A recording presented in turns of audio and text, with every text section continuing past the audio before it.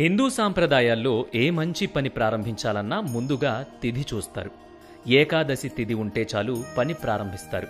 ఒక సంవత్సరంలో ఉండే 24 ఏకాదశుల్లో ఆషాఢ మాసంలో వచ్చే ఏకాదశిని తొలి ఏకాదశి అని అంటారు.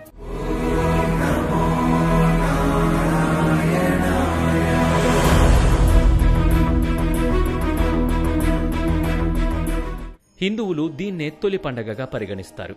పురాణాల ప్రకారం ఆషాఢమాసంలో పౌర్ణమి ముందు వచ్చే ఏకాదశి రోజు శ్రీ మహావిష్ణువు యోగ నిద్రలోకి వెళ్తాడు. స్వామి నిద్రకు ఉపక్రమించే రోజు కాబట్టి దీన్ని శయన ఏకాదశి అని కూడా అంటారు. తొలి ఏకాదశి రోజు యోగ నిద్రలోకి వెళ్లే స్వామివారు మళ్లీ 4 నెలల తర్వాత అంటే కార్తీక శుద్ధ ఏకాదశి రోజున మేల్కొంటారు.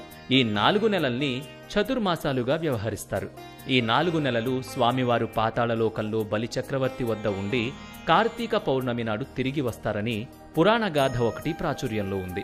తొలి ఏకాదశి రోజు రోజంతా ఉపవాసం ఉండి జాగరణ చేసి మర్నాడు అంటే ద్వాదశి రోజు ఉదయం శ్రీ మహావిష్ణువును పూజించి తీర్థప్రసాదాలను స్వీకరించి భోజనం చేస్తే జన్మజన్మల పాపాలు ప్రక్షాళనవుతాయని భక్తుల నమ్మకం.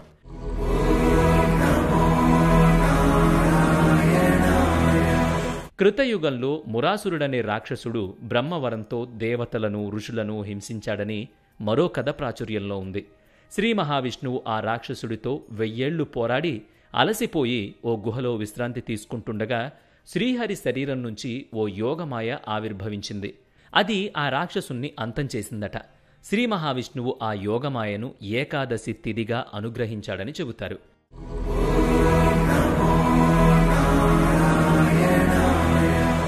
ఏకాదశి అంటే 11. 5 జ్ఞానేంద్రియాలు, 5 కర్మేంద్రియాలు, మనస్సు అన్నీ కలిపితే 11.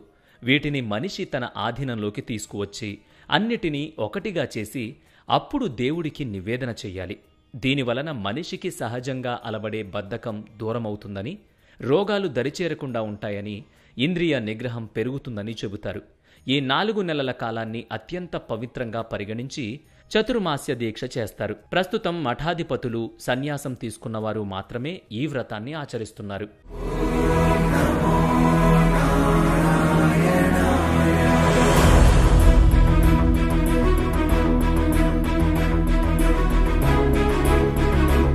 చతుర్మాస్య దీక్ష చేపట్టిన వారు 4 నెలల పాటు ప్రయాణాలు చెయ్యరు. కామ క్రోధాలను వదిలిపెడతారు. ఆహారం విషయంలో కొన్ని నియమాలు పాటిస్తారు. ఈ నెలలోనే ప్రకృతిలో, పర్యావరణంలో మార్పులొస్తాయి. శరీరానికి జడత్వం వచ్చి అనేక రోగాలు చుట్టుముడతాయి. ఉపవాసం వల్ల జీర్ణకోశం పరిశుద్ధమై శరీరం నూతనోత్తేజాన్ని సంతరించుకుంటుంది. ఇంద్రియ నిగ్రహాన్ని కలిగిస్తుంది. క్లిష్ట పరిస్థితుల్లోనూ భయంకరమైన రోగాలు వచ్చినప్పుడు విపరీతమైన పరిస్థితులను ఎదుర్కోవడం కోసమే ఈ కఠిన ఉపవాసాలు, ఆచారాలు ఏర్పడ్డాయి.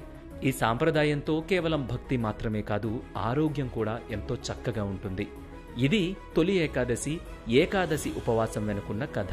మన వే2న్యూస్ యూజర్స్ అందరికీ తొలి ఏకాదశి శుభాకాంక్షలు.